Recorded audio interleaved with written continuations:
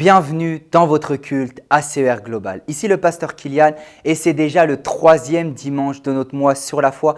On a commencé il y a 2 dimanches en parlant de la puissance de la parole de Dieu et la semaine dernière, le pasteur Marine vous a parlé du fait que tout est accompli, du plus grand socle de notre foi qui est le sacrifice de Jésus-Christ. Et on va continuer sur ce mois de la foi aujourd'hui en parlant de 4 actions de la foi. Concrètement, qu'est-ce que la foi peut faire? Qu'est-ce que la foi peut produire dans ta vie, dans ma vie, dans nos vies? Si tu veux avoir la réponse, reste jusqu'au bout. Nous allons vivre maintenant des temps puissants de louange, d'adoration. On n'attend pas que je parle pour être visité par Dieu. C'est le Saint-Esprit qui est le maître de ces temps et il ne va pas attendre avant de te toucher. Donc, dès maintenant, prends ces temps au sérieux. Loue de tout ton cœur, adore de tout ton cœur et écoute la parole de tout ton cœur. Et je peux te garantir une chose, tu ressortiras de là avec un cœur transformé et avec une vie transformée. Amen. On se retrouve maintenant pour nos temps de louange, d'adoration et ce serait dommage que tu le fasses seul. Alors tu as encore quelques secondes, le temps de commencer pour inviter quelqu'un. Et aujourd'hui, tu vas découvrir, vivre, manifester toutes les actions de la foi dans ta vie. À tout de suite.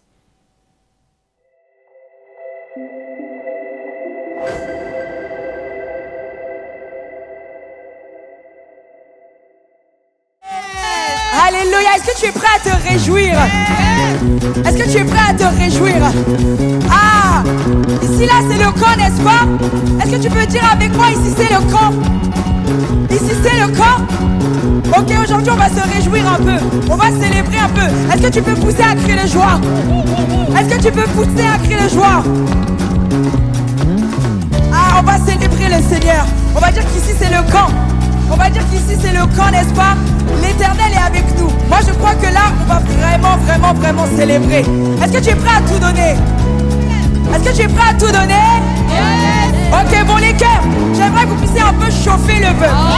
J'aimerais que vous puissiez un peu montrer qu'est-ce que c'est louer Dieu. Est-ce que vous pouvez un peu nous montrer? Montrez-nous un peu. Montrez-nous un peu. Un petit pas de danse. Est-ce que tu peux commencer à louer?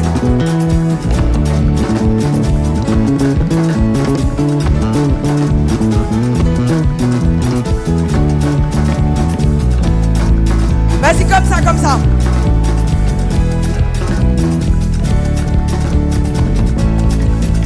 Est-ce que tu es prêt? Ah, yeah. Dis.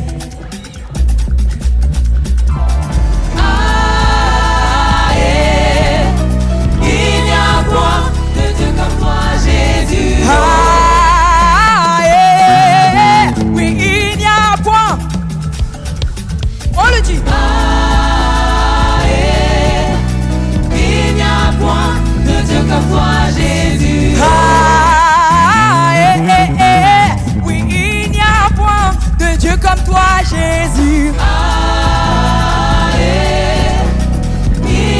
On va encore le redire. Comme toi, Jésus.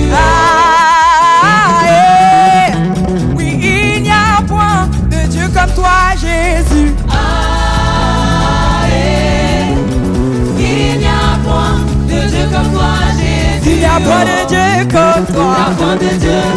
Il n'y a point de Dieu comme toi.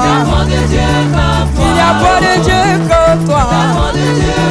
Il n'y a pas de Dieu comme toi. Je le dis ensemble. Il n'y a pas de Dieu comme toi. Il n'y a pas de Dieu comme toi. Il n'y a pas de Dieu comme toi. Il n'y a pas de Dieu comme toi.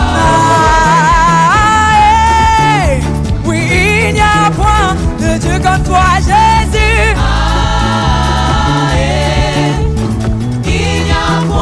De Dieu comme toi, Jésus, oh. Oui, il n'y a point de Dieu comme toi, Jésus. Il n'y a point de Dieu comme toi, Jésus, oh. Oui, il n'y a point de Dieu comme toi, Jésus. Il n'y a point de Dieu comme toi, Jésus. Si tu me vois louer, c'est parce que je suis victorieux. On y va, on y va. Parce que je suis victorieux. Si tu me vois louer, c'est parce que je suis victorieux. Tu me vois louer, c'est parce que je suis victorieux. Tu me vois danser, c'est parce que je suis victorieux. Tu me vois danser, c'est parce que je suis victorieux. Si tu me vois danser, c'est parce que je suis victorieux. Tu me vois danser, c'est parce que je suis victorieux. Si tu me vois sauter, c'est parce que je suis victorieux. Tu me vois danser, c'est parce que je suis victorieux. Tu me vois sauter, c'est parce que je suis victorieux. Tu me vois sauter, c'est parce que je suis victorieux. Oh, oh, victorieux. Oh, victorieux. Oh, oh, victorieux. Oh, victorieux. Oh, oh, victorieux. Oh, victorieux. Oh, oh, victorieux. Oh, victorieux. Est-ce que tu peux célébrer un peu Dieu? Oh, victorieux. Ah, dis-le. Oh, victorieux. On y va. Oh, victorieux. Oh, victorieux. C'est bien, c'est bien, c'est bien, c'est bien.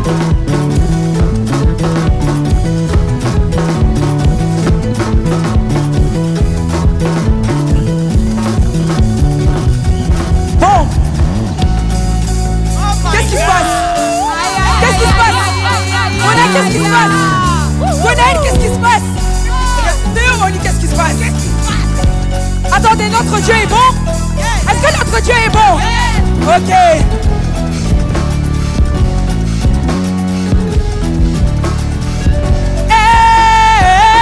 Mon Dieu est si bon! Mon Dieu est si bon. Mon Dieu est si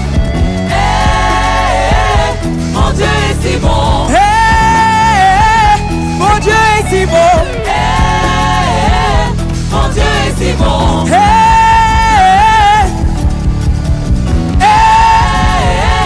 Mon Dieu est si bon.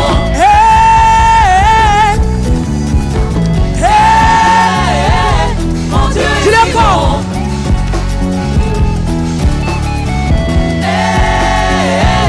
Mon Dieu est si bon. Ses faveurs sont multipliées. Mon Dieu est si bon. Ses faveurs sont multipliées. Sont multipliés. Ses faveurs sont multipliées. Sont multipliés. Ses faveurs sont multipliées. Sont multipliés. Ses faveurs sont quoi? Sont multipliés. Ses faveurs sont multipliées. Sont multipliés. Ses faveurs sont... Elles sont quoi? Elles sont quoi? Sont multipliés. Ses faveurs sont multipliées. Sont multipliés. Ses faveurs sont multipliées. Sont On va dire multipliés. everything that double double oh. Everything that double double oh. Everything that double double oh. Everything that double double oh. On va faire ça. Everything that double double oh. Everything that double double oh. Everything that double double oh. Everything that double double oh. Est-ce que tu peux célébrer un peu Dieu? Alléluia.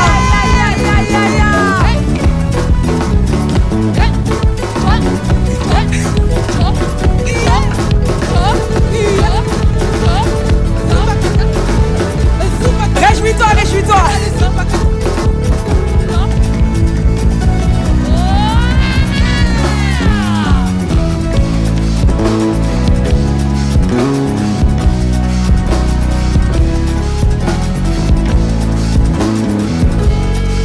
Alléluia.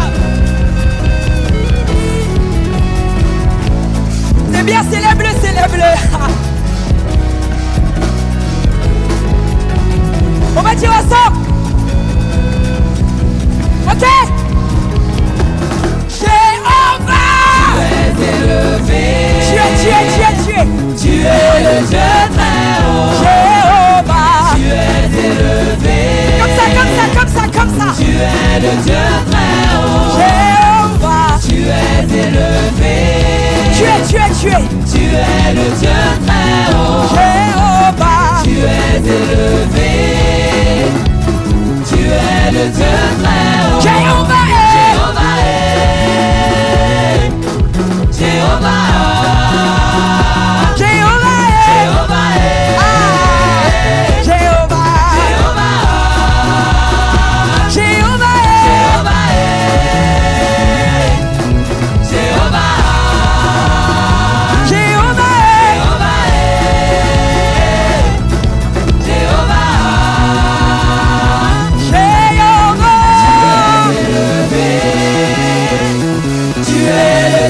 très haut. Jéhovah, Tu es élevé. Tu es le Dieu très haut. Jéhovah, Tu es élevé. tu es. Tu es le Dieu très haut. Jéhovah, Tu es élevé. juste le peuple, juste le peuple. haut. Jéhovah, comme ça, tu es quoi? Jéhovah, tu es quoi? Jéhovah, il est le Dieu très haut. Jéhovah, il est le Dieu très haut. On y va. Jéhovah, Tu es élevé. tu es le Dieu très Tu haut. es le Dieu très haut. Jéhovah, Tu es élevé. tu es le Dieu très haut. Le Dieu très Dernière fois, Jéhovah, élevé. tu es le Dieu. Tu es le Dieu très haut. Jéhovah, Tu es élevé. Tu es le Dieu très haut. Jéhovah, Jéhovah, Jéhovah, Jéhovah, Jéhovah, Jéhovah,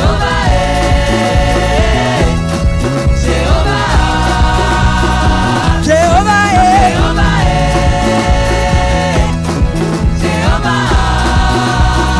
Jéhovah, Jéhovah, Jéhovah, Jéhovah. Tu es élevé. Alléluia. Tu es le Dieu très haut. Tu Jéhovah. es élevé. Ah, tu es le Dieu. Tu es le Dieu très haut. Jéhovah. Tu es élevé. Tu es le Dieu très haut. Jéhovah. Élevé. Tu es le Dieu très haut. Jéhovah. Tu es le Dieu très haut. Tu es le Dieu très haut. Jéhovah. Tu es élevé. Oui, tu es le Dieu. Tu es le Dieu très haut. Jéhovah. Élevé. Tu es le Dieu très haut. Tu es Est-ce que tu peux lever les mains au ciel et lui dire Jéhovah, tu es élevé. Lève les mains, concentre-toi sur lui, dis-lui. Oui, tu es le Dieu. très haut. Jéhovah. Oui, tu es le Dieu. Dieu très haut. Jéhovah. Oui, tu es. Tu es le Dieu très haut. Jéhovah. Élevé. Tu es le Dieu. Tu es le Dieu très haut. Tu es élevé.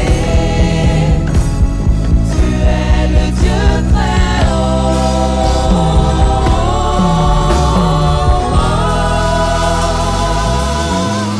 Oh, alléluia, alléluia. Acclame ton Dieu, acclame ton Dieu. Acclame-le parce que on n'acclame pas un homme, on n'acclame même pas la musique, on acclame celui qui est. Alléluia. Yes. Alléluia. Et on va continuer dans cette même atmosphère de joie, de célébration, à honorer, on va adorer notre Dieu. Mais on va adorer celui qui est digne d'être élevé, celui qui est digne parce qu'il n'a fait ce que personne n'a fait et personne ne peut refaire ce que lui seul a fait. Nous avons un Dieu qui est unique. Comme nous l'avons dit dans notre louange, nous ne connaissons pas un Dieu qui est comme lui. Nous avons cherché, Seigneur, mais nous n'avons pas trouvé. Là où tu es, commence à élever la voix, commence à prier et à te concentrer sur lui.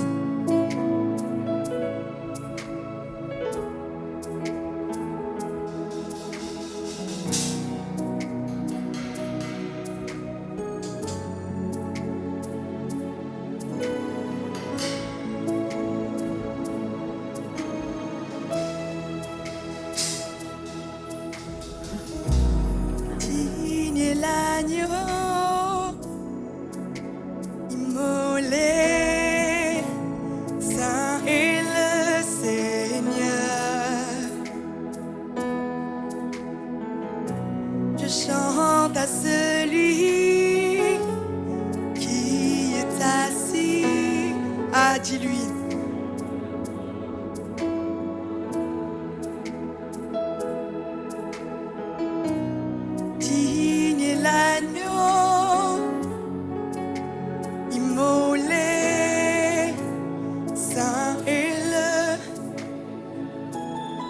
Oh, nous chantons à celui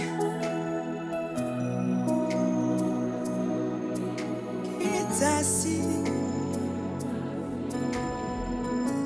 sur le trône de gloire.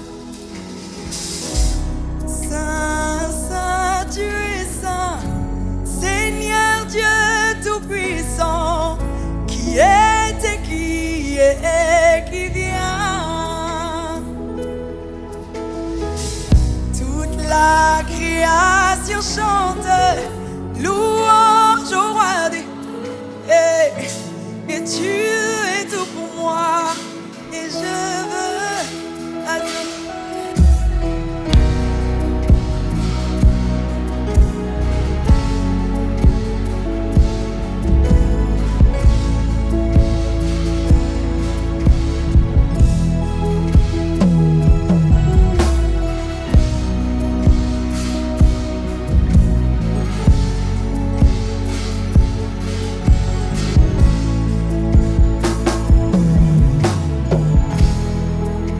Oui, digne est l'agneau, à immoler. Saint est le Seigneur. Je chante à celui qui est assis sur le trône de gloire. Digne est l'agneau, oh, il est immolé. Immolé, Saint est le Seigneur. Je chante à celui qui est assis sur le trône de gloire. Nous disons Saint, Saint, Saint, Saint. Saint, Saint, tu es saint, Crie-le à Dieu. Seigneur Dieu Tout-Puissant. Il était, Qui vient. oui, toute la création chante. Toute la création chante louange au roi des rois. Tu es tout pour moi et je veux t'adorer. Oh Seigneur, nous voulons t'adorer, Seigneur. Nous venons ici, Seigneur, comme des sacrifices vivants, voulant se donner à celui qui a fait pour nous ce qu'aucun homme ne pourra faire. Seigneur, que ce soit même nos parents, même des personnes qui nous aiment. Toi, tu nous aimes au-delà. Tu nous aimes au-delà. Avec tous nos défauts, tous nos manquements, tu nous aimes, oh Dieu.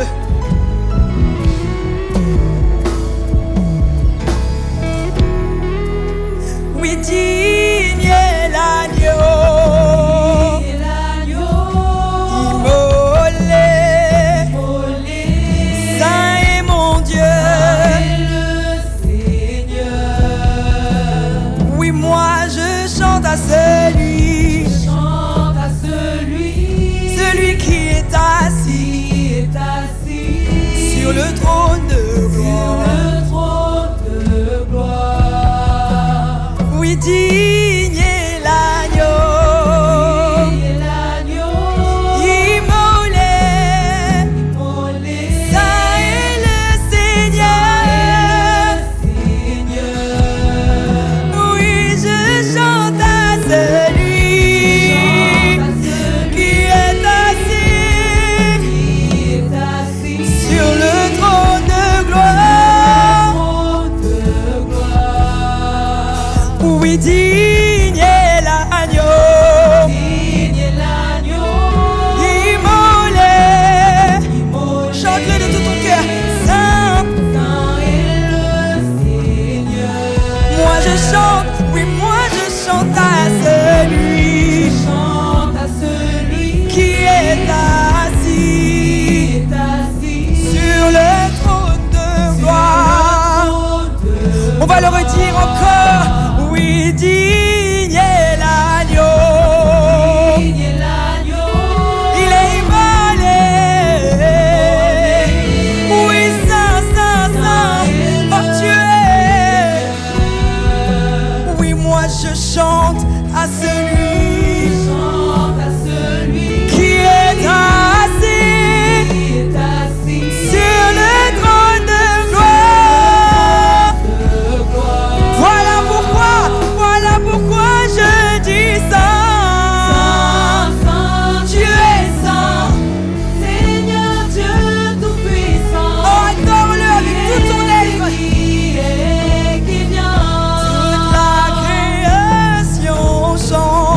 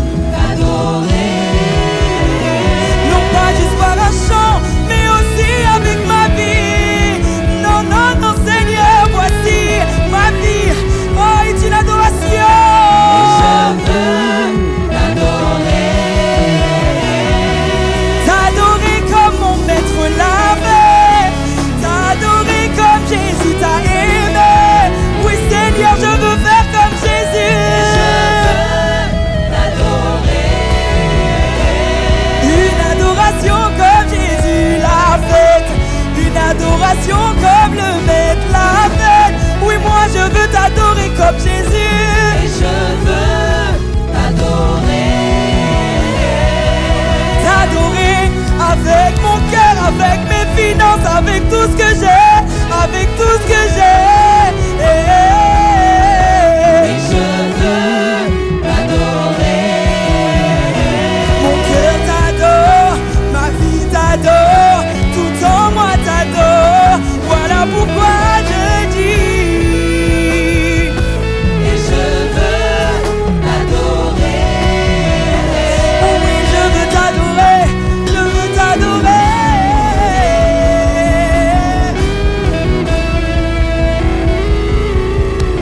Et je veux t'adorer. Saint, Saint, tu es saint, Seigneur Dieu tout-puissant. Ah, est-ce que tu peux le proclamer? Si tu le crois, est-ce que tu peux le chanter comme un véritable adorateur?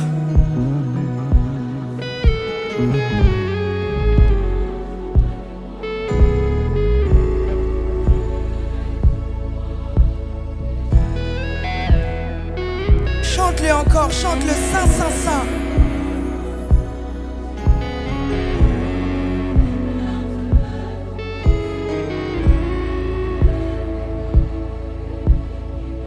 Toute la création chante, elle dit louange, tu es.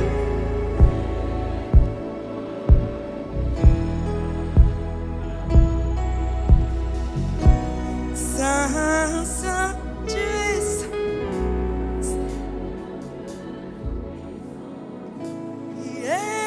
Qui est qui vient? Toute la création.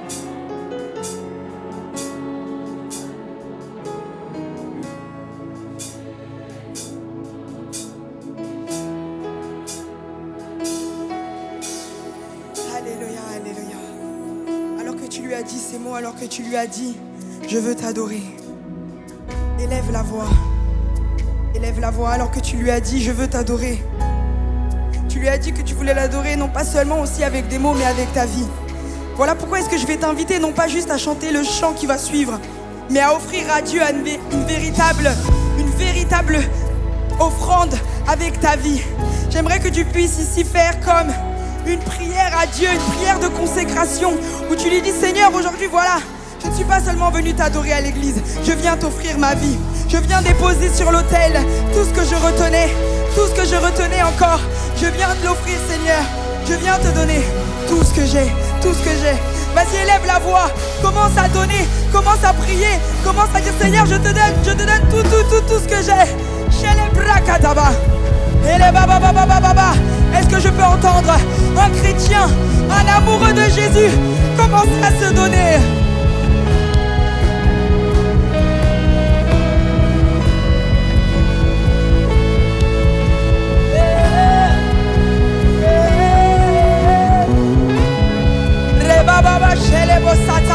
Vas-y, donne-toi.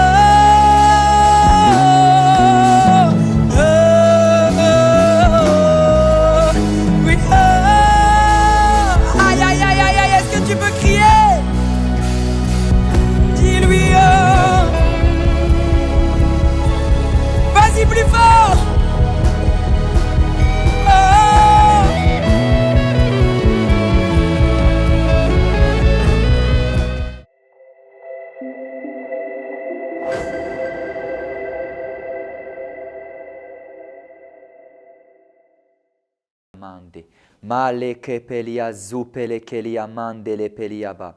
Oh, continue à prier. On est dans une atmosphère de prière, d'adoration. La présence de Dieu a commencé à nous visiter. Alors nous continuons dans cette présence. Nous nous épanouissons dans cette présence. Palagariaba zotelebe. Merci mon Père et mon Dieu pour ta précieuse présence. Merci parce qu'elle s'intensifie maintenant dans les lieux dans lesquels nous sommes.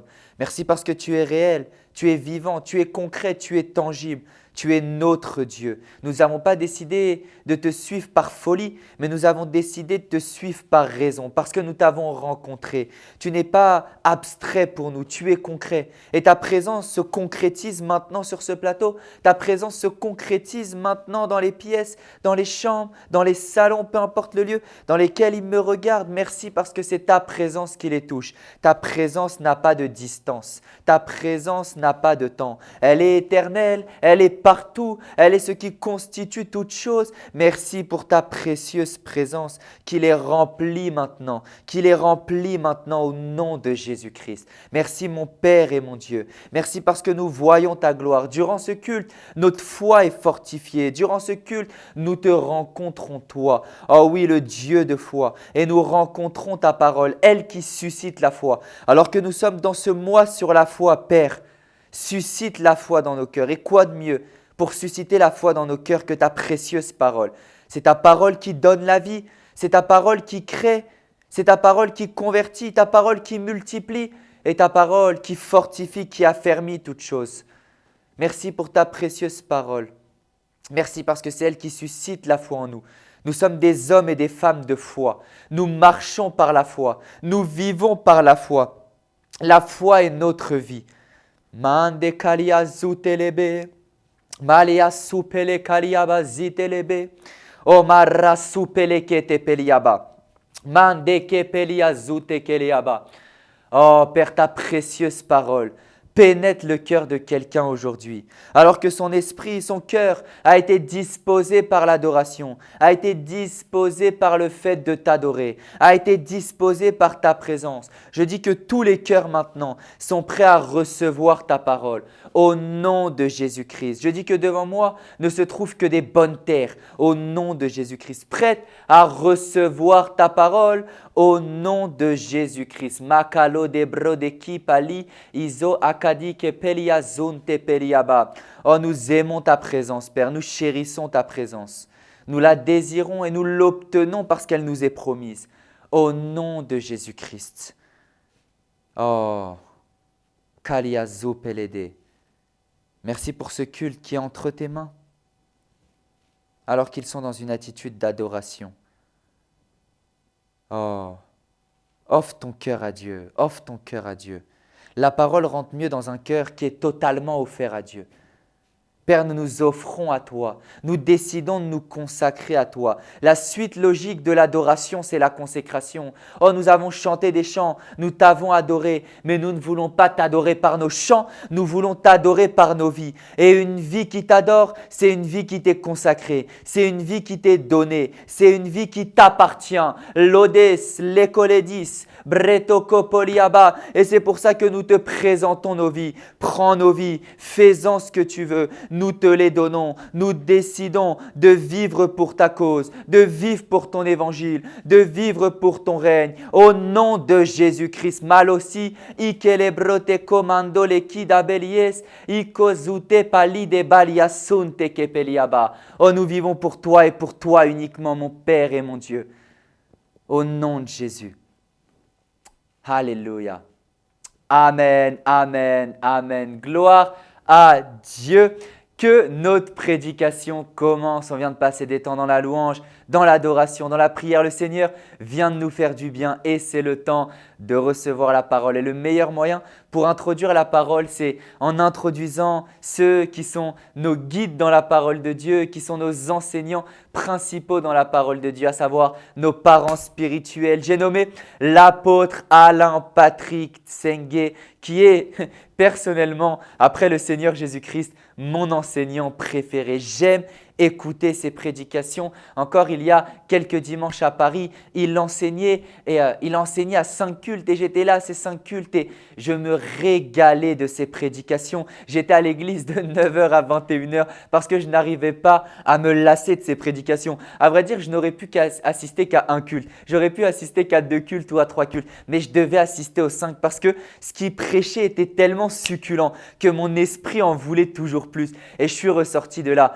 obèse spirituellement, rempli spirituellement. Et vous savez, la particularité, désolé mon allégorie ne va pas être très élégante, mais la particularité lorsqu'on s'est beaucoup rempli de nourriture, c'est que naturellement, on va avoir envie de faire sortir cette nourriture. Et je ne vous ai pas mis les détails sur la manière dont on fait sortir cette nourriture. Mais lorsque j'écoute les prédications de l'apôtre, elles me remplissent tellement que derrière, je dois les libérer. Je dois prêcher, je dois impacter, je dois manifester Dieu, je dois évangéliser, je dois manifester le règne et le royaume de Dieu. Parce que les prédications de l'apôtre me nourrissent trop. Donc, on honore notre enseignant, notre père spirituel, l'apôtre Alain Patrick Tsengue. Vous savez, une habitude que vous devez prendre en tant que fils et filles de la CER, que fils et filles de l'apôtre, c'est dès lors que l'apôtre prêche, cherchez à écouter, cherchez à être branché à où est-ce et quand l'apôtre va prêcher. Vous allez sur sa page Instagram et vous voyez à chaque fois les actualités de quand et où il va prêcher. Ensuite, vous allez sur YouTube et vous allez suivre ses prédications. Des fois, il va prêcher à CER Rennes, des fois à CER Bruxelles, des fois à CER Paris, des fois à CER tel, à CER tel, à CER tel.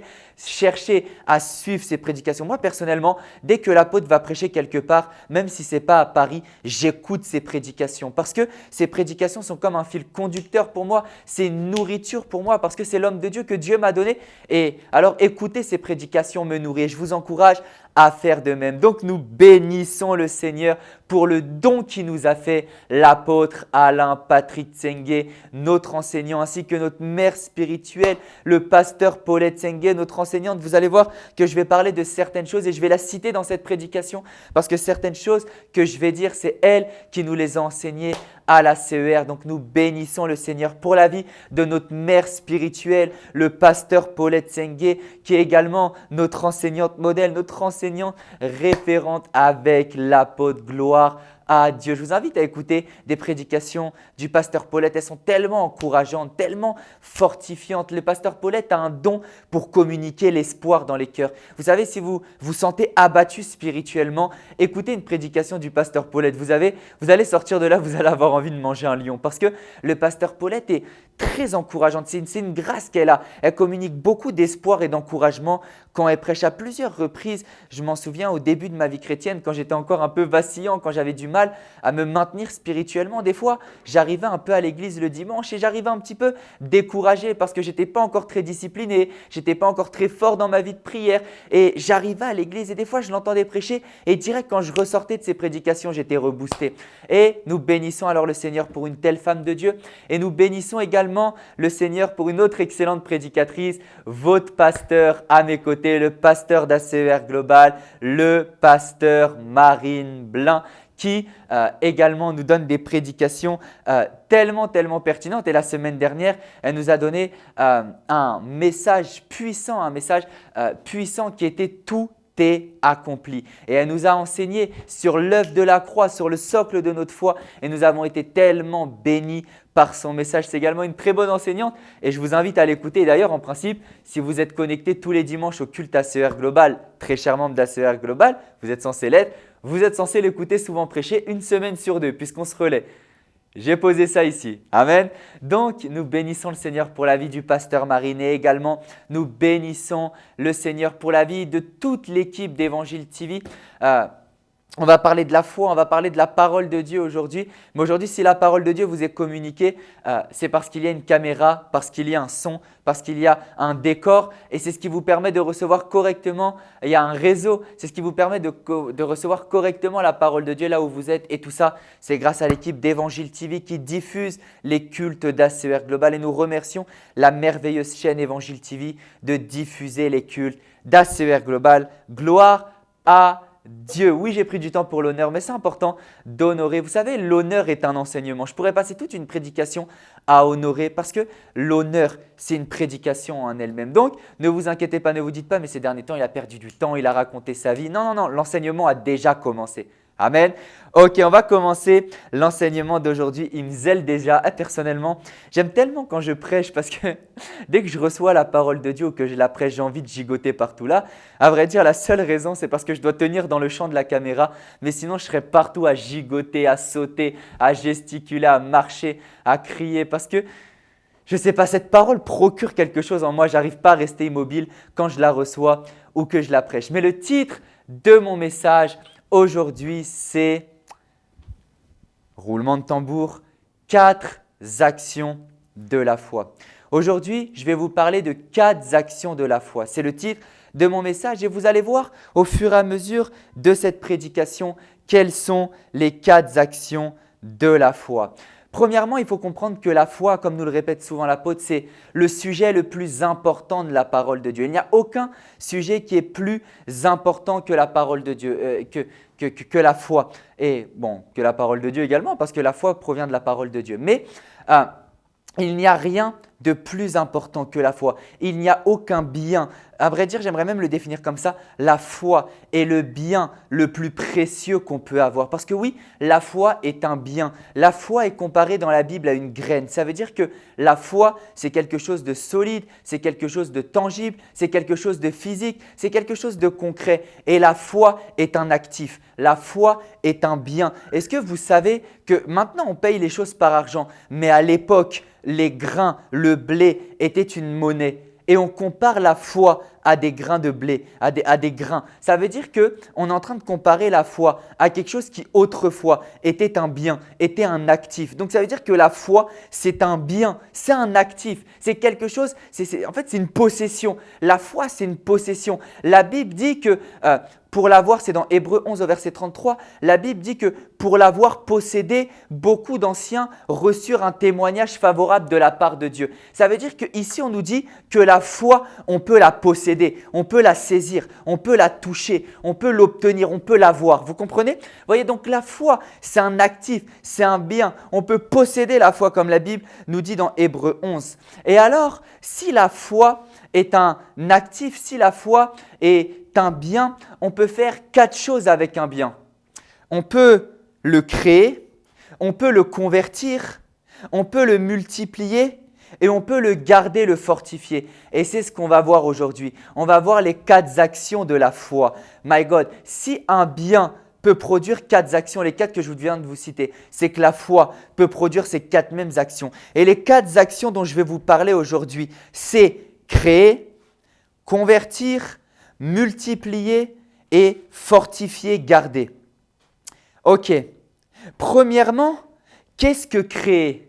Créer, c'est amener quelque chose à l'existence à partir de rien. Ou du moins, amener, il y a 2 manières de créer. Et si vous faites l'IBF, vous verrez qu'on nous enseigne 2 termes hébreux qui nous montrent le fait de créer. La Bible nous enseigne 2 types de création. La création qui a été créée à partir de quelque chose et la création qui a été créée à partir de rien. Un exemple de création qui a été créée à partir de quelque chose, l'homme. L'homme a été créé à partir de la poussière. La Bible nous dit que de la poussière, Dieu a créé l'homme. Donc ça, c'est un type de création. Dieu a utilisé, par exemple, un autre type de création qui a été créé à partir de quelque chose. Ces murs derrière moi, les murs que vous voyez, cette estrade, elle a été créée à partir de, je ne sais pas, peut-être de verre ou de plastique. Derrière ce mur, il a été créé à partir de briques. Il a été créé peut-être à partir de ciment. Il a été peut-être, je ne sais pas, je ne travaille pas dans le BTP. Il a été créé en tout cas à partir d'un matériau. Vous comprenez? Ça veut dire qu'il y a le fait de créer à partir d'un matériau, mais il y a une dimension supérieure de la création que Dieu a utilisée, qui est le fait de créer à partir de rien. Vous comprenez? Qui est le fait de créer à partir de rien. Donc, on peut créer à partir de quelque chose et on va voir que le matériau qui nous aide à créer dans la vie chrétienne, c'est la parole de Dieu. Et on va voir que Dieu nous appelle comme lui également à créer à partir de rien. Amen. Vous voyez, donc, on peut créer. Ça me zèle déjà. Donc, la première action de la foi, c'est créer. La foi a la capacité de créer, c'est-à-dire amener quelque chose à l'existence à partir de rien. Et vous allez voir dans très peu de temps là, dans la prédication, on va lire ensemble Hébreux 11 au verset 1 qui va vous confirmer cette définition d'amener à l'existence à partir de rien. Donc retenez que la foi, premièrement, elle peut créer, c'est-à-dire amener à l'existence à partir de rien. Deuxièmement, la foi peut convertir.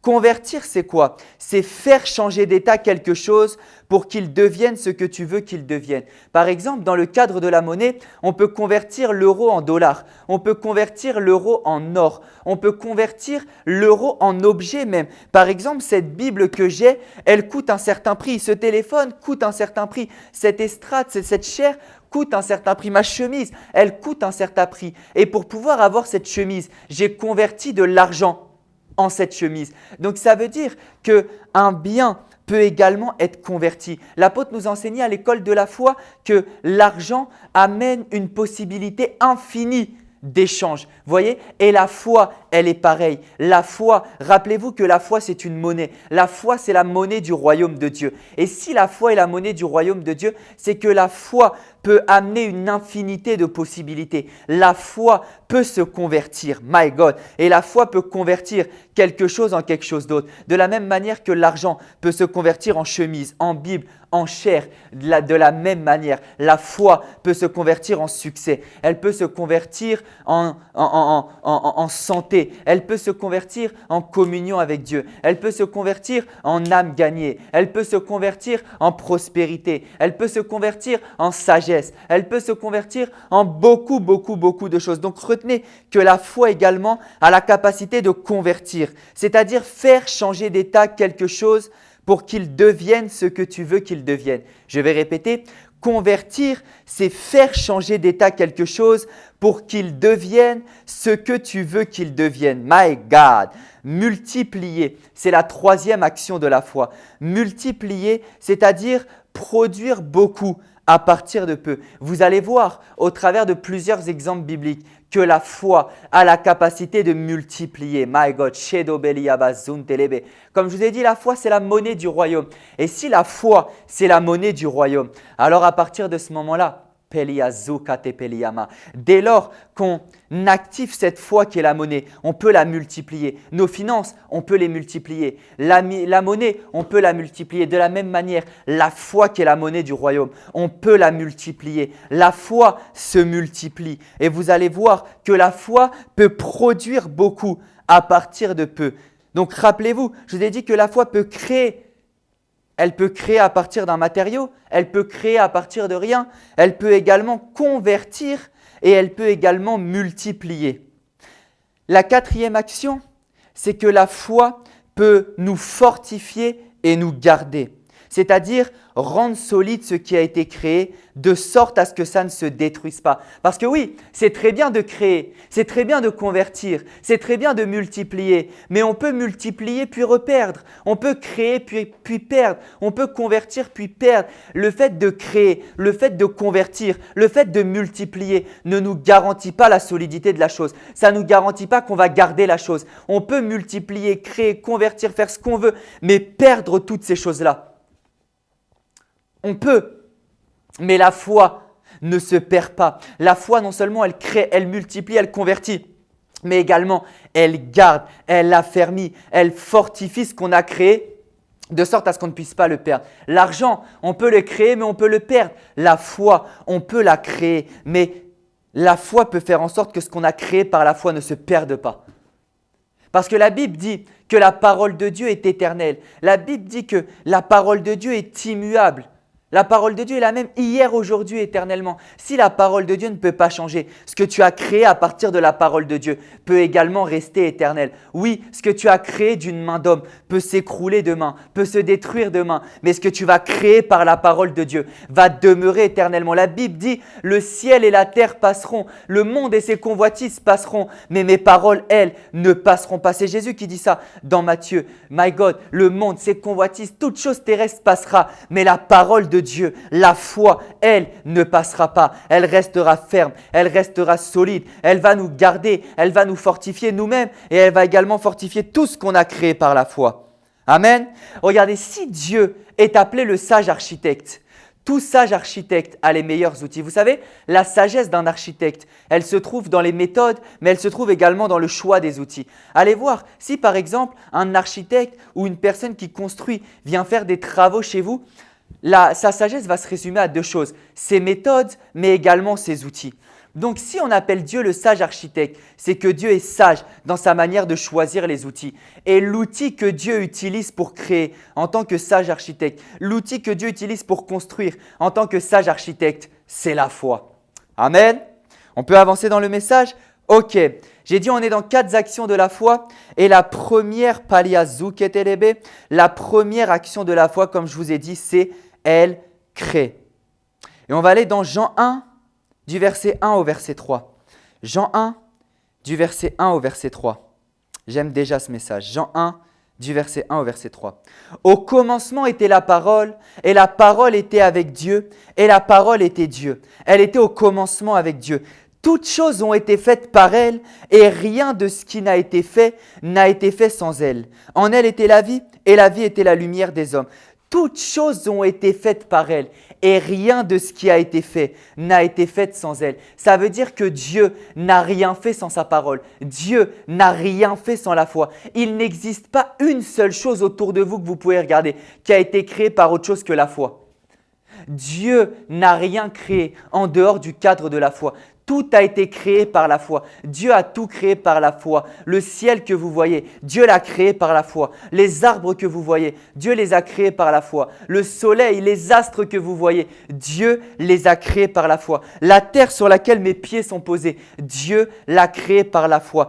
Tout a été créé par la foi et rien de ce qui a été créé n'a été créé sans elle. Ça veut dire que cette foi est à l'origine de toute la création. Dans Hébreux 11 au verset 3, la parole de Dieu va nous dire que c'est par la foi que nous reconnaissons que toutes choses ont été créées par la parole de Dieu. Donc ça veut dire que la foi, elle nous permet de créer toutes choses. La foi, elle nous permet de reconnaître que tout a été créé par la parole de Dieu. Lorsque tu as la foi, tu réalises que ton outil pour pouvoir créer ta vie, c'est la parole de Dieu. Je vous ai dit qu'on peut créer à partir de rien. Ça, c'est Dieu qui l'a fait. Mais on peut également créer à partir de quelque chose. Et nous créons à partir de quelque chose. Nous créons à partir de la parole de Dieu. C'est-à-dire que ce qui paraissait être néant, ce qui paraissait être vide, ce qui paraissait être mort, dès lors qu'on y injecte la parole de Dieu est le matériau parfait pour pouvoir tout amener à l'existence. Donc ça veut dire que ta vie, tu peux la créer par ta parole de Dieu. Et c'est là qu'on comprend l'importance de la déclaration, l'importance de parler la parole de Dieu. L'apôtre nous le répète souvent. L'apôtre nous dit constamment, ça a été dans l'école de la foi, c'est dans ses prédications, c'est dans ses cours, c'est même dans le discipolat, c'est même dans toutes choses. On nous répète dès lors qu'on nous parle de la foi, on nous parle de la nécessité de déclarer la parole de Dieu. Pourquoi? Parce que la parole de Dieu déclarée a un pouvoir créateur. Lorsque je suis là et je déclare que je suis prospère, je déclare que je suis en excellente santé, je déclare que je vis longtemps, je déclare que je bâtis des milliers d'églises, je déclare que je gagne des milliards d'âmes, je déclare que ma famille est sauvée, je déclare que je ressemble à Jésus dans mon caractère. Je déclare que j'aime comme Jésus. Je suis sage comme Jésus. Je suis intelligent comme Jésus. Lorsque je déclare que mon cœur est comme celui de Jésus. Lorsque je déclare que les anges marchent avec moi. Lorsque je déclare que j'ai une forte communion avec Dieu. Lorsque je déclare que j'entends clairement la voix de Dieu. Je suis en train de créer ma vie et toutes ces choses-là sont en train d'être amenées à l'existence. Sachez que tout est obligé de se soumettre à la parole de Dieu. Les anges se soumettent à la parole de Dieu. La création se soumet à la parole de Dieu. Et la parole de Dieu a même la capacité, la Bible dit que la parole de Dieu a la capacité d'être comme un marteau qui brise le roc. Et la Bible dit que le roc, ce sont le cœur des hommes. C'est dans Ézéchiel 36, 26, Dieu qui va dire que Dieu nous a fait passer nos cœurs de pierre, donc nos cœurs de roc, à un cœur de chair. Donc ici, le roc, c'est la représentation du cœur de l'homme. Donc la parole de Dieu, elle a même la capacité de briser les cœurs endurcis. Elle a la capacité de pénétrer les cœurs les plus durs. Ça veut dire que la parole de Dieu est tellement puissante qu'elle peut tout créer. Les anges s'y soumettent, la création s'y soumet, les hommes s'y soumettent. Lorsque la parole de Dieu est répétée, lorsque la parole de Dieu est déclarée, lorsque la parole de Dieu est amenée à l'existence, tout ce qu'elle va dire va s'accomplir. ta vie ne sera que le reflet de ta bouche. Ta vie ne sera que le reflet de ce que tu diras. Amen. Donc ici, le premier rôle de la parole de Dieu, c'est qu'elle crée. Vous créez tout à partir de la parole de Dieu. Vous créez tout par la foi. Amen. Dieu vous a donné un matériau plutôt, excusez-moi, sa parole, afin de pouvoir tout créer. My God, regardez, dans Genèse 1, Dieu va donner à l'homme un pouvoir. La Bible va dire que Adam était une âme vivante, mais que le second Adam était un esprit vivifiant. Le second Adam, c'est nous. Et ici, Adam était une âme vivante, mais nous, on est un esprit vivifiant. Et alors, je comprends pourquoi. Lorsque Dieu va donner à Adam le jardin d'Éden, il va lui demander de nommer les animaux.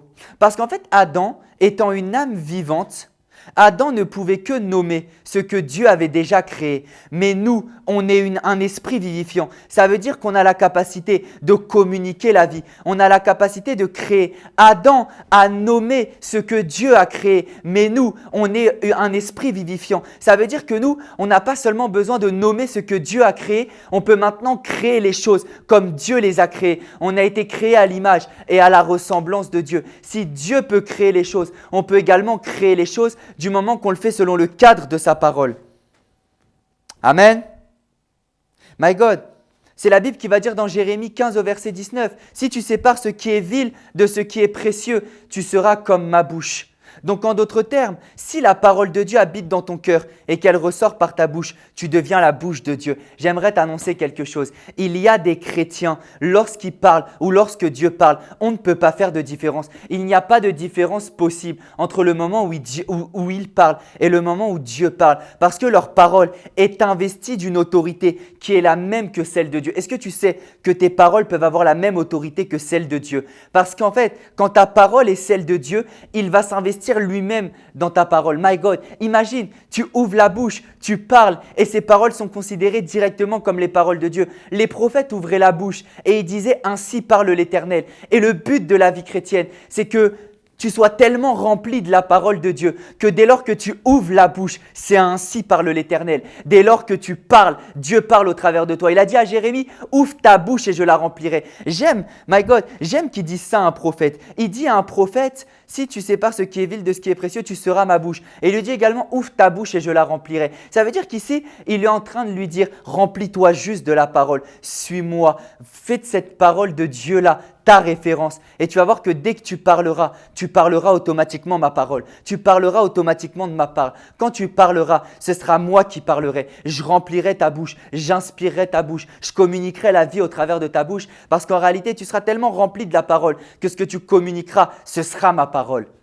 My God. Et on comprend alors que l'être humain est comme une usine. Regardez, l'être humain est comme une usine. Et en vérité, dans tous les processus de création, il y a un fonctionnement comme celui d'une usine. Regardez, lorsqu'on fait un enfant, il y a l'enfant qui est créé à partir d'un spermatozoïde qui rencontre l'ovule. Donc, il y a d'abord, on va dire, quelque chose qui vient pénétrer l'ovule pour pouvoir amener la vie.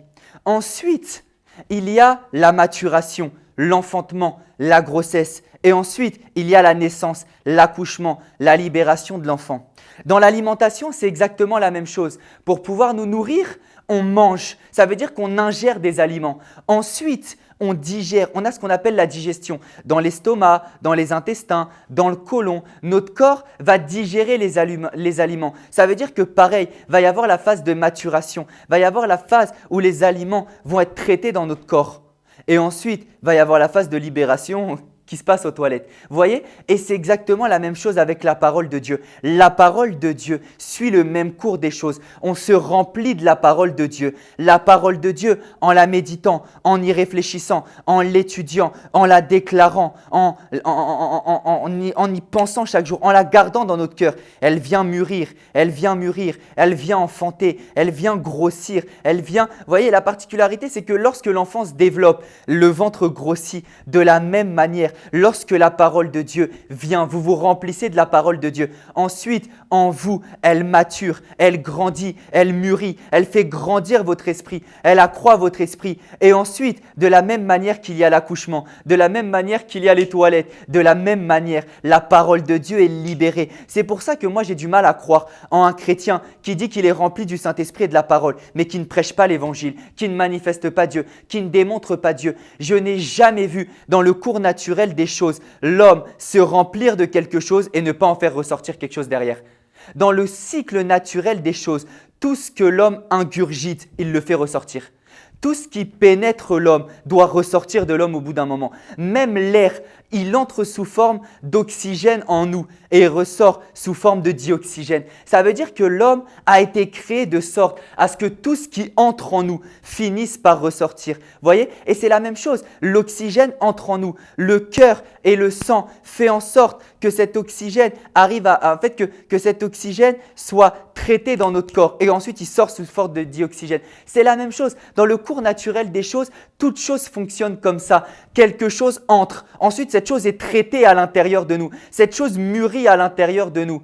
Et ensuite, cette chose est libérée. Et c'est la même chose dans les choses de Dieu. Il faut vous saturer de la parole de Dieu. Écoutez la parole. Lisez la parole de Dieu. Que la parole de Dieu pénètre votre âme et votre esprit. Ensuite, elle va mûrir. Elle va grandir. Elle va porter du fruit. Elle va de plus en plus remplir votre cœur et faire grandir l'espace de votre tente. Et ensuite, au bout d'un moment, vous serez tellement rempli. Vous allez déborder. Et cette parole-là va déborder de vous. Vous savez pourquoi? Vous savez, la vérité, c'est que quand je viens vous prêcher le culte, la seule chose qui m'empêche de prêcher des heures, c'est mon temps de culte. Parce qu'un culte, ça doit durer un temps. Mais à vrai dire, si on devait prêcher 100 ans, la vérité, là sur la foi, je pourrais vous parler pendant des heures. Mais pourquoi? Parce qu'en fait, j'ai tellement rempli mon âme et mon esprit des enseignements sur la foi. Et ils ont tellement, pendant mes 6 dernières années de vie chrétienne, mûri, qu'en fait maintenant, dès que je parle de la foi, j'ai envie de libérer, j'ai envie de dire plein de choses. Là même quand je parle, il y a 5 idées qui se bousculent dans ma tête. Pourquoi? Parce qu'en fait, c'est rentré, ça a mûri. Et là, en fait, dès que je parle, je sens que ça a besoin de sortir. Vous voyez? C'est ça. En fait, vous allez voir, remplissez-vous de la parole, laissez-la mûrir en vous et vous allez voir que, en fait, ça va même vous démanger. Vous serez comme Jérémie, dans Jérémie 20 au verset 9. Ce sera comme un feu que vous ne pourrez pas contenir. Ça veut dire que vous essayerez de contenir ce feu, mais vous n'y arriverez pas. Ce sera trop fort pour vous. Vous serez obligé de libérer cette parole. Vous serez obligé de la mettre en pratique. Vous serez obligé de la parler. Vous serez obligé de la pratiquer, de la réfléchir. Vous savez, quand vous vous remplissez trop de la parole, quand vous vous saturez de la parole, au bout d'un moment, elle prend tellement de place. Vos actions deviennent conformes, vos paroles deviennent conformes et vos pensées deviennent conformes. Voyez? Donc le cycle naturel de l'homme, c'est saturation, maturation, libération. Et vous devez faire ça avec la parole de Dieu. Vous devez faire ça avec la parole de Dieu. C'est pour ça que des fois, vous voyez des prédicateurs, ils peuvent ne pas s'arrêter de prêcher pendant des heures et vous allez vous dire, mais comment il a encore d'inspiration? En fait, il a encore de l'inspiration parce qu'il s'est tellement nourri et ça a tellement mûri en lui qu'en fait, il a beaucoup à libérer.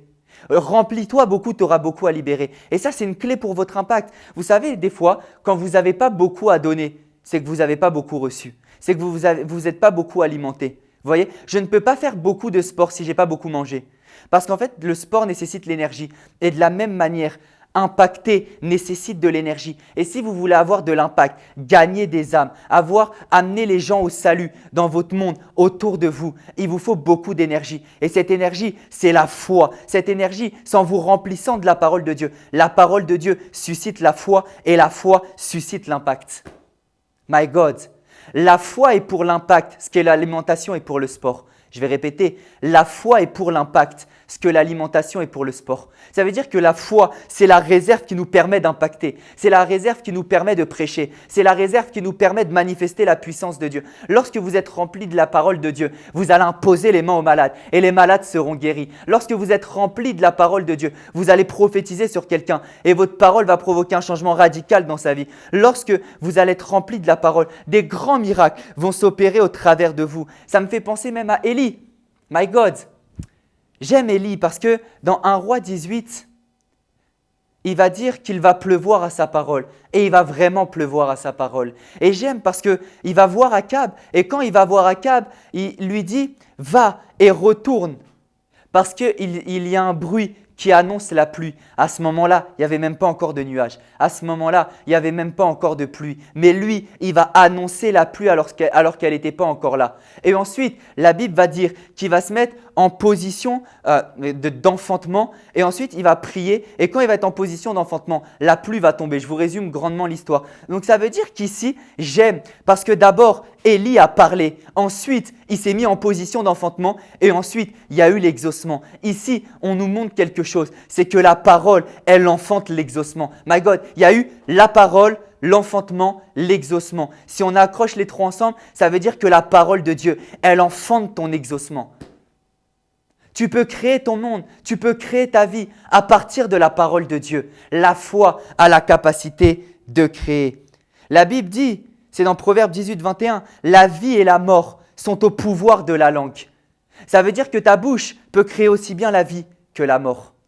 Donc ce que tu dois faire toi, c'est te remplir de la parole de Dieu, méditer la parole de Dieu, y penser constamment et la déclarer constamment. Si tu te remplis de la parole de Dieu et que tu parles la parole de Dieu, tu vas voir que ta vie sera extraordinaire parce que tu auras communiqué la vie et non la mort. Amen. La puissance de Dieu se trouve dans ta bouche. Oh, j'aime cette phrase que j'ai notée dans mes notes. La puissance de Dieu se trouve dans ta bouche. La puissance de Dieu ne se trouve pas dans l'imposition des mains de ce pasteur auquel tu cours après depuis des années. La puissance de Dieu ne se tient pas dans cette fiole d'huile que tu as. La puissance de Dieu ne se tient pas dans ce mouchoir. La puissance de Dieu ne se tient pas. Bien sûr que je crois en toutes ces choses et ces choses sont totalement bibliques. Je crois tellement à l'imposition des mains. Encore il y a quelques jours, l'apôtre m'a imposé les mains et je crois que j'ai reçu quelque chose. Donc je crois en l'imposition des mains. Je crois au mouchoir qui guérit les malades, je crois en l'huile d'onction, tout ça, je crois en ces choses. Mais la plus grande des puissances, elle n'est pas dans un objet, elle n'est pas dans telle chose, elle n'est même pas dans un serviteur de Dieu, elle est dans la parole de Dieu. La plus grande des puissances de Dieu, elle est dans sa parole. Et lorsque sa parole est dans ta bouche, la puissance se trouve dans ta bouche. Pourquoi à l'école de la foi, l'apôtre a beaucoup plus enseigné que prié? Parce qu'en fait, l'apôtre voulait vous communiquer la parole. Parce que si la parole est dans votre cœur, elle sera dans votre bouche. Parce que la Bible dit que c'est de l'abondance du cœur que la bouche parle. Donc l'apôtre voulait vous communiquer la parole. Comme ça, cette parole, elle est dans votre cœur, puis ensuite elle est dans votre bouche. Et c'est là que la puissance de Dieu se manifeste dans votre vie.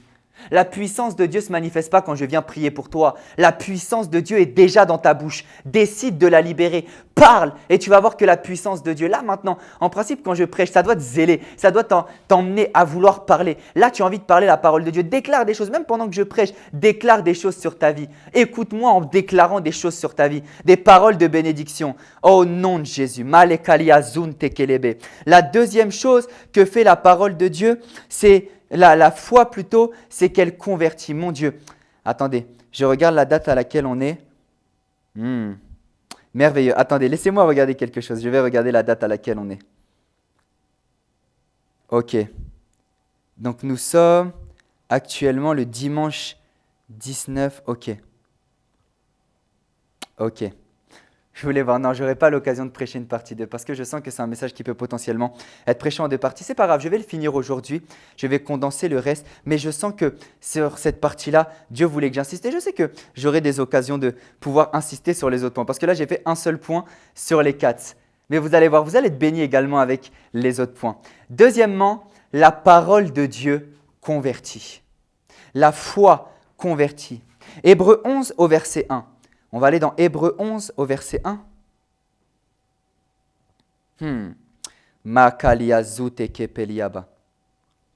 Or, la foi est une ferme assurance des choses qu'on espère, une démonstration de celles qu'on ne voit pas.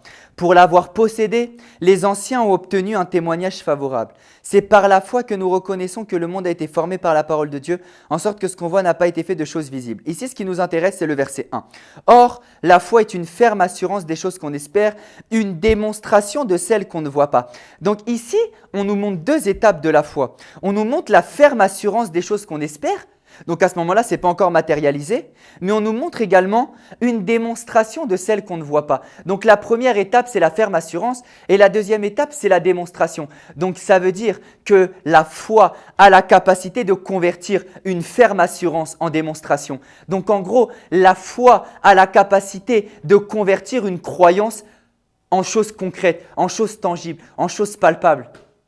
Est-ce que vous savez que par exemple, regardez, est-ce que vous savez qu'il y a des machines qui sont capables de convertir l'énergie en électricité ou inversement? Vous voyez, ça veut dire que, regardez, est-ce que vous savez même qu'il y a des machines qui sont capables de convertir des énergies invisibles en des énergies visibles? Et la foi a la capacité de faire ça. La ferme assurance, elle est invisible, elle est dans ton cœur. Mais la démonstration, une démonstration c'est physique. Une démonstration c'est lorsque la chose a quitté le monde spirituel pour venir dans le monde physique. La foi a la capacité de convertir une promesse spirituelle en manifestation physique. My God! La foi a la capacité de manifester une promesse spirituelle en une manifestation physique. La foi a la capacité de convertir la parole de Dieu dans ton cœur en l'exaucement de la parole de Dieu dans ta vie. Mon Dieu, la foi a la capacité de convertir la ferme assurance en démonstration. Donc la foi a cette capacité-là de convertir les choses que tu ne vois pas aux choses que tu vois. La Bible dit que tout ce qui est visible a été créé à partir des choses invisibles. Donc ça veut dire que Dieu a converti ce qui est invisible en choses visibles. Donc tu peux par ta vie convertir les choses invisibles en choses visibles. Qu'est-ce qui est invisible pour l'instant? Ta prospérité. Qu'est-ce qui est invisible pour l'instant? Ton appel. Qu'est-ce qui est invisible pour l'instant? Ta destinée qui est glorieusement accomplie. Qu'est-ce qui est invisible pour l'instant? La bonne santé à toi qui es malade. Mais j'aimerais t'annoncer une bonne nouvelle. Alléluia. La foi a la capacité de pouvoir convertir ces choses qui aujourd'hui sont invisibles en choses concrètes, en choses tangibles, en choses palpables, en une prospérité physique, en une vraie santé dans laquelle les diagnostics des médecins reviennent faux alors que c'était une maladie incurable. En une vie dans laquelle toi qui n'avais pas de but dans la vie, tu as accompli un appel glorieux. Alléluia. My God. La foi a la capacité de pouvoir convertir quelque chose que tu ne vois pas, quelque chose de spirituel en quelque chose de physique. Donc ici, vous avez la clé pour manifester les promesses de Dieu. Regardez, Abraham a converti une promesse en un enfant. Regardez, Dieu fait une promesse à Abraham et il lui dit qu'il va lui donner Isaac. Abraham a placé sa foi en Dieu et d'une parole de Dieu, Isaac est né. Ça veut dire que la foi a la capacité de convertir une parole de Dieu en un Isaac. My God, Abraham a converti une promesse en un enfant.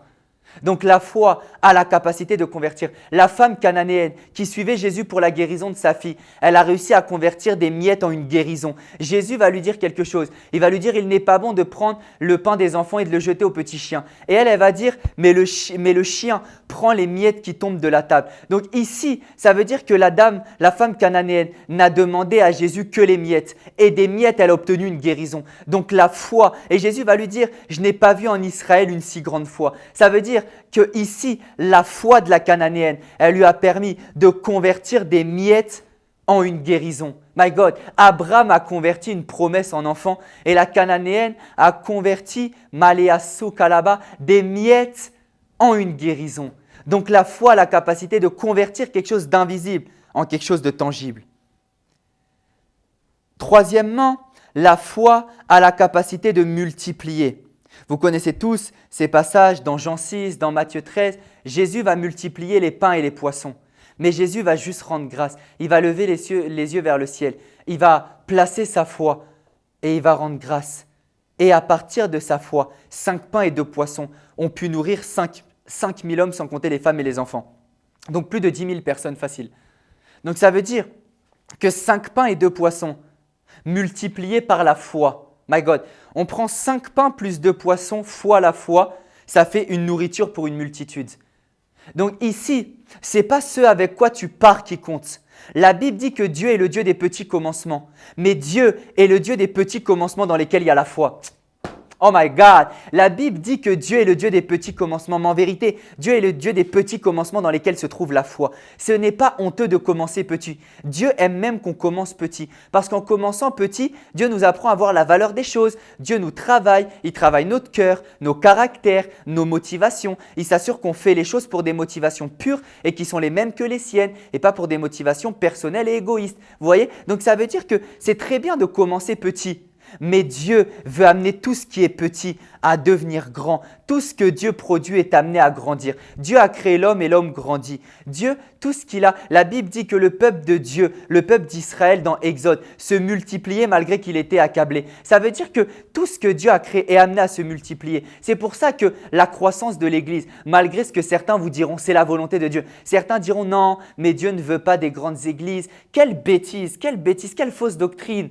Donc Dieu ne veut pas sauver les âmes. Dieu ne veut pas amener les gens au salut. Dieu veut amener son évangile, son œuvre à grandir et à toucher tout le monde. Donc tout ce que Dieu a fait est appelé à grandir. Donc ici, ce qu'il faut comprendre, c'est que Dieu est le Dieu des petits commencements. Mais les petits commencements deviennent des grands commencements en se multipliant par la foi. Petits commencements multipliés par la foi égale grands accomplissements. Je vais répéter, petits commencements multipliés par la foi égale grands accomplissements. Donc la volonté de Dieu, c'est qu'on commence petit, qu'on multiplie par la foi et qu'on obtienne de grands résultats. My God. 1 Corinthiens 3,23 va nous dire, tout est à vous. My God. Tout est à vous. Vous êtes à Christ et Christ est à Dieu. Ça veut dire ici que dès lors que l'homme a un manque, en vérité, ce dont il manque, c'est de foi. Parce que ici, la Bible nous dit que tout est à nous. Si tout est à nous, ça veut dire qu'il nous manque de rien. La Bible dit « L'Éternel est mon berger, je ne manquerai de rien ». Donc, il y a deux passages dans la Bible, la règle des 2 ou 3 témoins. Je viens de citer 2 passages dans la Bible qui nous disent que tout est à nous et qu'on ne manque de rien. Ça veut dire que si on ne manque de rien, comment nous, on vit encore dans le manque? En réalité, ce n'est pas le manque. Ce qui nous manque, c'est la foi. Ce qui te manque, ce n'est pas les finances. Ce qui te manque, c'est la foi. Ce qui te manque, ce n'est pas la santé. Ce qui te manque, c'est la foi. Tu comprends? En fait, ce qui te manque, ce n'est pas la sagesse. Ce qui te manque, c'est la foi. Ce qui te manque, c'est la foi. Amen? Vous comprenez? Dès lors que l'homme a un manque, en réalité, c'est un manque de foi. Parce que Dieu nous a tout donné. Il faut que vous compreniez ça. Dieu nous a tout donné. On ne manque de rien. Donc, dès lors que vous voyez un manque, ce n'est pas que Dieu ment ou ce n'est pas que vous êtes dans le manque. C'est que ce qui vous manque, c'est la foi. Parce que la foi, c'est le convertisseur du manque à l'abondance. Vous comprenez? Donc, dès lors que vous n'avez pas beaucoup, retenez que c'est la foi qui multiplie. C'est la foi qui vous fait passer du manque à l'abondance. Retenez que le seul manque qu'un chrétien peut avoir, c'est le manque de foi. Si vous travaillez votre foi, vous ne manquerez plus de rien. Et comme le pasteur Paulette aime le dire, il faut que notre foi soit complète. Il ne faut pas qu'on ait la foi que dans un domaine, mais qu'on ait la foi dans tous les domaines de notre vie chrétienne. Amen. Quatrièmement, la foi a la capacité de nous fortifier. Et je vais prendre sur ce dernier point plusieurs exemples de personnes qui ont été fortifiées par la foi, de personnes qui ont été gardées, qui ont été préservées par la foi. Et le premier que j'ai en tête, c'est Moïse. Dans Hébreux 11 au verset 27, la Bible nous dit que Moïse a préféré regarder l'opprobre d'appartenir à Christ que toutes les richesses et les gloires d'Égypte. Et il n'a pas eu peur de Pharaon. Regardez, on va même lire le passage parce que là, je trouve que je paraphrase trop, j'ai même envie de lire mot pour mot. Regardez. Hébreux 11 au verset 27. C'est par la foi qu'il quitta l'Égypte, sans être effrayé de la colère du roi, car il se montra ferme, comme voyant celui qui est invisible. C'est par la foi qu'il fit la Pâque et l'aspersion du sang. Voilà, regardez, c'est ça. Je vais même aller avant. Voilà, dès le verset 24. C'est par la foi que Moïse, devenu grand, refusa d'être appelé fils de la fille de Pharaon, aimant mieux être maltraité avec le peuple de Dieu que d'avoir pour un temps la jouissance du péché, regardant l'opprobre de Christ comme une richesse plus grande que les trésors de l'Égypte, car il avait les yeux fixés sur la rémunération. C'est par la foi qu'il quitta l'Égypte, sans être effrayé par la colère du roi, car il se montra ferme, comme voyant celui qui est invisible. Vous voyez, ici la foi, elle a rendu Moïse ferme. Elle a rendu Moïse fort. Elle a fait que Moïse n'a pas eu peur de Pharaon. Elle a fait que Moïse a fait de grands sacrifices pour pouvoir suivre Dieu. Elle a fait que Moïse a vu la rémunération. Et ici, on voit la clé même du renoncement à soi. On voit même la clé du sacrifice. Ici, on voit que Moïse a sacrifié tous ses privilèges pour l'opprobre de Christ. Pourquoi? Parce qu'il avait les yeux fixés sur la rémunération et qu'il avançait comme voyant ce qu'il est invisible. La Bible dit comme voyant ce qui est invisible, celui qui est invisible. Ça veut dire que la foi a la capacité de te faire voir la rémunération, de te faire voir celui qui est invisible. La foi a la capacité de te faire des efforts, de te faire des sacrifices, de même de ne pas te faire craindre les conséquences de certaines décisions que tu prends parce que tu as les yeux fixés sur la récompense, tu as les yeux fixés sur Christ, tu as les yeux fixés sur la rémunération. La foi te fortifie, la foi te rend ferme dans tes décisions, la foi te libère de la peur, la foi ne te fait pas perdre ce que tu as obtenu. My God, parce que tu vois celui qui est invisible. C'est ça qui nous fait tenir bon. La foi te donne une vision. La foi te fait tenir ferme. Ici, on nous montre pourquoi Moïse a été fort. C'est parce qu'il a vu celui qui était invisible. La foi te ouvre tes yeux spirituels. Vous savez, la foi vous rend prophétique. Et la foi vous fait voir ce que vos yeux physiques ne peuvent pas voir. My God! La foi l'a fait voir ce qui était invisible et ça l'a rendu ferme, ça l'a rendu fort. Pharaon, le plus grand empereur de toute la terre, a voulu le tuer, a voulu l'attaquer, mais il a été ferme, il a été fort parce qu'ici on nous dit que c'est la foi qui l'a fortifié et c'est la foi qui l'a gardé ferme. Deuxièmement, on va voir l'exemple d'une autre personne qui a été fortifiée par la foi, Abraham. Dans Romains 4 au verset 20, la Bible nous dit qu'Abraham fut fortifié par la foi. Ça veut dire qu'Abraham également, comme Moïse, il a été fortifié par la foi. La manière dont Dieu a fortifié son serviteur Abraham, c'est également par la foi. La Bible dit, Romains 4,20, il fut fortifié par la foi. Je vous donne un autre verset, 1 Corinthiens 6 au verset 11, la Bible dit que leur bouche s'est ouverte et que leur cœur s'est élargi. Vous voyez? My God, j'aime ça, j'aime cette foi. Vous savez, j'aime cette foi qui nous fait tenir ferme même dans l'adversité. Il faut que vous compreniez quelque chose et je vais finir sur ça, c'est que le feu n'est pas forcément une attaque satanique. La Bible dit dans Ésaïe 43 au verset 2 qu'on passera par le feu et le feu ne nous consumera pas. Ça veut dire qu'il y a des feux dans lesquels Dieu veut même qu'on passe. Parce que ce sont les preuves de notre foi. La preuve, c'est, je retrouve le verset 1 Pierre 1 du verset 7 au verset 9, qui dit que notre foi est éprouvée comme l'or dans le feu. Ça veut dire que le comparatif que Dieu a jugé bon pour faire un parallèle entre les preuves de notre foi, c'est l'or dans le feu. Ça veut dire qu'ici, on nous montre que passer par le feu, c'est pas forcément satanique, c'est pas forcément que Dieu nous a abandonnés. Vous savez, passer par le feu, ça ne veut pas dire que Dieu n'est plus avec toi. Sinon, Dieu n'aurait pas été avec Shadrach, Meshach et Abednego. Mais jusqu'à preuve du contraire, dans la fournaise ardente, la Bible nous dit qu'il y avait un quatrième homme. Et ce quatrième homme, c'était Dieu en personne. Dieu était le quatrième homme qui accompagnait Shadrach, Meshach et Abednego dans le feu. Ça veut dire que le feu n'est pas le signe que Dieu t'a abandonné. Le feu n'est pas le signe que tu as abandonné aux griffes de Satan ou aux mains de Satan. Non, le feu, c'est le signe que ta foi est en train d'être éprouvée, est en train d'être travaillée. Et des fois, Dieu te fait passer par le feu. Et j'aime, la Bible dit, et quand tu passeras par le feu ne te consumera pas. Ça veut dire que Dieu, des fois, ne veut même pas nous sortir du feu, mais il veut nous faire marcher dans le feu.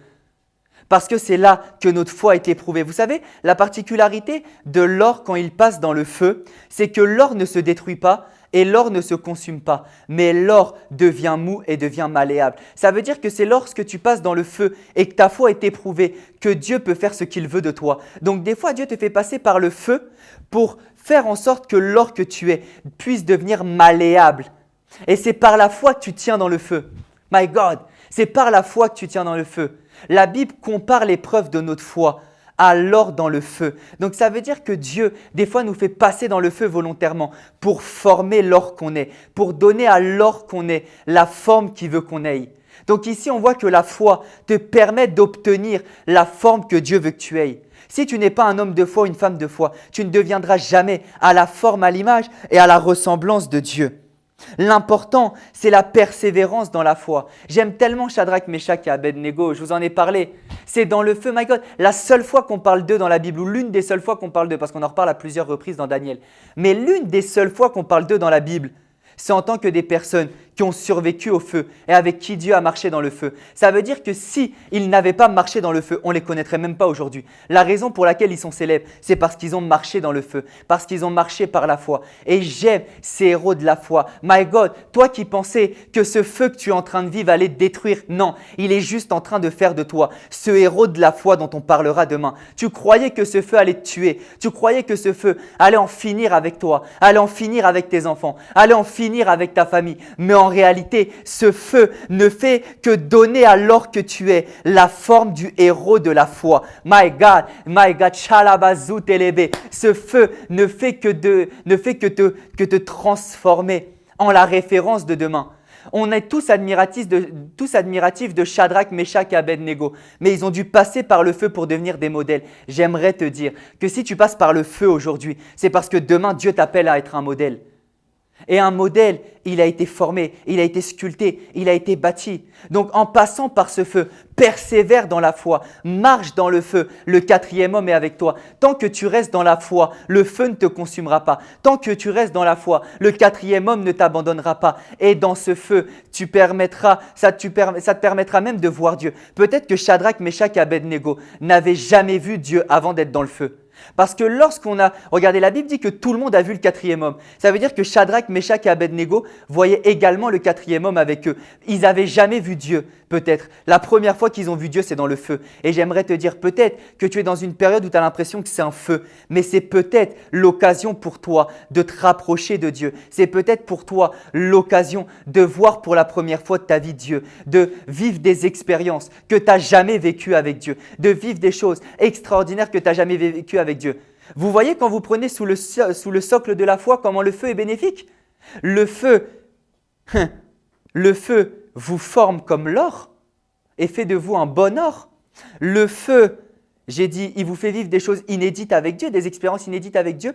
Et le feu fait de vous un modèle, une référence, un héros de la foi. Donc lorsque le feu est appréhendé avec la foi, mais le feu est quelque chose de positif. Oh Seigneur, fais-moi passer par ton feu. Je suis un homme de foi. Je vais marcher dans le feu. Je vais devenir un signe, un prodige, un miracle vivant, un homme de foi vivant qui vit des choses extraordinaires avec Dieu. C'est pour ça que Dieu a permis que le chrétien soit dans l'atmosphère de persécution. Parce que les persécutions sont comme un feu. Et Dieu aime que le chrétien vive dans la persécution parce qu'il est dans un feu constant dans lequel Dieu peut se révéler à lui, dans lequel il peut faire des miracles, dans lequel il peut être un héros de la foi. Amen. My God, j'aime ce message. Prions. Père, nous te bénissons, nous te rendons grâce. Aujourd'hui, tu fais de nous des hommes et des femmes de foi. Tu fais de nous des personnes malléables. Nous persévérons dans la foi. Pour mes frères et mes sœurs qui vivent un feu en ce moment, qui vivent une période compliquée, ils passent dans la vallée de l'ombre de la mort, mais ils n'y séjournent pas et ils n'y craignent aucun mal parce que ta houlette et ton bâton les rassurent. Ils passent dans le feu, mais le feu ne les consume pas parce que le 4e homme est avec eux. Au nom de Jésus-Christ, que ce feu ne les consume pas, mais que ce feu les forme, que ce feu leur donne la forme que tu as voulu qu'ils aient, la forme de héros de la foi, la forme de modèle, de référence dans leur génération. Au nom de Jésus-Christ, ils sont dans le feu, mais ils y rencontrent le 4e homme et ils en ressortent avec une foi plus grande que jamais. Au nom puissant de Jésus-Christ, Amen, Amen, Amen. Gloire à Dieu. My God, j'aime ces messages. Rien ne peut nous submerger. En fait, ce message, son but, c'est de te montrer que rien ne peut te submerger, rien ne peut te vaincre, rien ne peut te détruire. Lorsque tu es un homme de foi, lorsque tu es une femme de foi, le feu ne sert qu'à révéler le 4e homme et à faire de toi un or précieux. Amen. C'est ça le rôle du feu. Donc peu importe ce par quoi tu passes, rien ne peut te détruire. Amen. Le 4e homme est avec toi. Alléluia. Oh, j'aime ces messages de foi, d'espérance. Et j'aimerais m'adresser à quelqu'un. Tu n'as jamais fait la rencontre de Dieu. Et peut-être même tu passes par des problèmes et tu te sens submergé. Toi, par contre, tu sens que le feu est en train de te consumer. Tu sens que les eaux par lesquelles tu passes sont en train de te noyer. Mais la Bible dit que si on passe par le feu et qu'on passe par l'eau, ils ne nous consumeront pas ni ne nous noieront pas parce qu'il est avec nous. Et j'ai une question à te poser. Est-ce que Dieu est avec toi? Pour que Dieu soit avec toi, il faut que tu places ta foi en Jésus-Christ. Parce que l'homme était séparé de Dieu. Mais Jésus-Christ est venu, il est mort, il est ressuscité pour pouvoir nous racheter, pour pouvoir nous réconcilier avec Dieu. Et il faut absolument que tu puisses vivre ta vie avec Dieu, mène ta vie avec Dieu.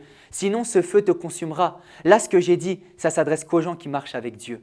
Si tu ne marches pas avec Dieu, la raison pour laquelle le feu ne nous consume pas et l'adversité ne nous tue pas, c'est parce que Dieu marche avec nous. Mais si Dieu ne marche pas avec toi, ce feu te tuera. Et aujourd'hui, il faut que tu sois réconcilié avec Dieu, que tu fasses la paix avec Dieu. Et le seul moyen, c'est en plaçant ta foi en Jésus-Christ, qui est mort et qui est ressuscité, pour maintenant te donner accès à Dieu, à sa présence, à sa personne, sans aucun filtre, sans aucun voile, sans aucune séparation. Plus rien ne peut te séparer de l'amour de Dieu lorsque tu places ta foi en Jésus-Christ comme ton Sauveur, comme ton Seigneur. Et alors si tu veux te réconcilier avec Dieu et t'assurer que Dieu marche avec toi, tu vas juste faire cette prière avec moi et accepter Jésus-Christ dans ta vie. Tu vas répéter après moi, Seigneur, je te demande pardon parce que je ne te connaissais pas et j'ai péché contre toi. Mais je te remercie parce que tu m'as aimé, tu m'as sauvé, tu m'as communiqué ta parole et je décide d'y croire. Oui, je place ma foi au fait que tu es mon Seigneur, que tu es mon Sauveur, que tu me réconcilies avec Dieu le Père. Je suis maintenant enfant de Dieu. Le Saint-Esprit vit en moi. Au nom de Jésus-Christ. Amen, amen, amen, amen. Si tu as fait cette prière et que tu as cru de tout ton cœur, Dieu marche désormais avec toi. Tu es maintenant enfant de Dieu et c'est le début d'une merveilleuse marche avec le Seigneur. Et il faut que dans cette marche, tu ne sois pas seul, mais tu sois accompagné, que des personnes t'aident dans ta marche à grandir avec le Seigneur. Parce que là, c'est un point de départ, mais il faut maintenant que tu apprennes à vivre selon ta nouvelle vie, la vie chrétienne. Amen. Et pour cela, tu peux envoyer un message au numéro suivant, le +33 6 12 75 88 60. Il s'affiche maintenant en bas de votre écran, le +33 6 12 75 88 60. +33 6 12 75 88 60. C'est le numéro qui s'affiche en bas de votre écran. Et alors qu'il s'affiche maintenant, vous pouvez prendre ce numéro et envoyer un message en disant « j'ai fait la prière ». Et si tu étais déjà chrétien mais que tu n'as pas d'église et que tu veux un encadrement, tu peux envoyer ACER Global au même numéro. Donc, si tu as fait la prière ou même si tu n'as pas fait la prière, vous pouvez envoyer ACER Global à ce numéro-là. Si tu as fait la prière, tu peux dire « j'ai fait la prière » et si tu veux rejoindre ACER Global, tu peux dire ACER Global à ce numéro-là et on se chargera de vous aider à grandir avec le Seigneur. On passe alors à la dernière phase de notre culte qui est la phase des dîmes et des offrandes. Amen. On passe à cette phase qui est extrêmement importante parce qu'à vrai dire, c'est cette phase qui vous permet d'être participant et constructeur du royaume de Dieu. Si on a pu avoir ce culte diffusé aujourd'hui, c'est parce que des finances ont été injectées. Ça demande des finances d'entretenir la caméra, le décor, toutes ces choses-là. Et c'est pour ça que vous avez pu recevoir ce culte aujourd'hui. Si vous avez envie de participer à cette grande œuvre qui est ACER Global, à participer à sa vision de propager l'évangile partout, d'implanter des églises dans le monde entier, alors vous pouvez semer maintenant et faire une offrande. Et vous pouvez également faire votre dîme maintenant à ACER Global. Je rappelle, la dîme, c'est 1/10 de vos revenus mensuels. C'est une alliance biblique que vous faites avec Dieu pour que Dieu protège vos finances. Elle vous permet de donner à Dieu la seigneurie, le contrôle et le pouvoir sur vos finances. Amen. Donc si vous voulez faire vos dîmes ou vos offrandes maintenant, vous pouvez le faire via tous les moyens de paiement qui s'affichent maintenant. Vous pouvez le faire via PayPal. Vous avez maintenant le PayPal qui s'affiche. Si vous voulez le faire par PayPal ou par carte bleue, ça se passe maintenant sur le PayPal qui s'affiche. Vous pouvez également le faire par virement bancaire. Si vous voulez le faire par virement bancaire, les coordonnées s'affichent maintenant également. Vous pouvez faire une capture d'écran, prendre en photo et saisir ces coordonnées bancaires pour faire par virement. Vous avez également l'opportunité de le faire via Western Union, Ria Money et toutes ces alternatives au nom qui s'affiche maintenant en bas. Saisissez bien les coordonnées, le nom qui s'affiche maintenant en bas de votre écran pour le faire par ce moyen-là. Et également, vous pouvez le faire via Mobile Money. Donc, si vous voulez le faire via Mobile Money, vous envoyez un message au même numéro, le numéro qui s'affiche maintenant en bas de votre écran, le plus 33 12 75 88 60 dont j'ai parlé tout à l'heure, et vous dites que vous voulez faire votre offrande via Mobile Money et on vous enverra le numéro en fonction de votre pays. Et si vous avez n'importe quelle question et que vous voulez faire via un autre moyen de paiement, mais que vous ne savez pas comment faire, vous avez envie de faire votre dîme, votre offrande, mais vous ne savez pas comment faire, ne vous inquiétez pas. Envoyez un message également à ce numéro qui s'affiche maintenant et on va vous aider à le faire. Pendant que vous faites vos dîmes et vos offrandes, je vais prier pour vous. Je viens de rappeler tous les moyens de paiement. Faites vos dîmes et votre offrande selon votre moyen de paiement et moi, je prie pour vous. Père, je te bénis, je te rends grâce pour mon frère, pour ma sœur. Merci pour la protection de leurs finances au nom de Jésus-Christ. Merci pour la multiplication de leurs finances au nom de Jésus-Christ. Merci parce que tu protèges leurs finances et tu les multiplies. Je viens menacer le dévoreur et déclarer que leurs finances sont protégées de toute catastrophe, de tout plan satanique au nom de Jésus-Christ. Et je viens maintenant déclarer qu'ils sont dans l'abondance parce qu'ils participent à ton œuvre et que tu es débiteur de personne. Tu les fais vivre dans une abondance et une récolte permanente au nom de Jésus-Christ. Pas seulement une récolte financière, mais une récolte dans tous les domaines. Bénis-les parce qu'ils participent à ton œuvre au nom de Jésus-Christ. Amen, amen, amen, amen. Gloire à Dieu. On passe alors à notre dernière phase qui est la phase des annonces. Comme vous le savez, ce mercredi, nous avons notre réunion de GER à 20 h en direct en appel WhatsApp avec tous les membres d'ACER Global. Ce sont des temps hyper important, on va en profondeur avec le Seigneur. Donc, je vous invite à y être connecté, c'est mercredi à 20 h, heure de France. Également, n'oubliez pas qu'on est en plein discipolat et nous avons notre prochain cours du discipolat ce vendredi, diffusé en direct sur Évangile TV à 16 h, heure de France, avec la rediffusion le samedi à 9 h, heure de France. Donc, vendredi à 16 h et samedi à 9 h, nous avons les deux diffusions de notre cours de la semaine et vous pouvez faire la diffusion que vous voulez selon votre emploi du temps. C'est diffusé 2 fois, mais c'est le même cours, c'est le cours de la semaine. Donc, vous pouvez suivre le cours du discipolat pour grandir dans vos fondements chrétiens. Et n'oubliez pas également de faire les quiz du discipolat. Et si vous êtes via YouTube, on va également vous envoyer le lien YouTube du cours du discipolat et vous pourrez suivre le lien YouTube du discipolat du cours de cette semaine. Et dimanche prochain, on se retrouve pour le dernier dimanche sur le mois de la foi avec le pasteur Marine qui va, je le crois et je le sais même assurément, clôturer en beauté ce mois. En tout cas, je vous souhaite à tous une excellente journée, un excellent dimanche, une excellente semaine et même une excellente fin de mois puisque le dernier dimanche du mois, ce sera le pasteur Marine qui interviendra. Donc, je vous dis au premier dimanche du mois prochain pour le prochain culte dans lequel j'interviendrai. C'était le pasteur Kylian pour votre culte ACER Global. N'oubliez pas les annonces mercredi, vendredi, dimanche, nos temps de la semaine pour grandir avec le Seigneur. Je vous souhaite une excellente journée. God bless.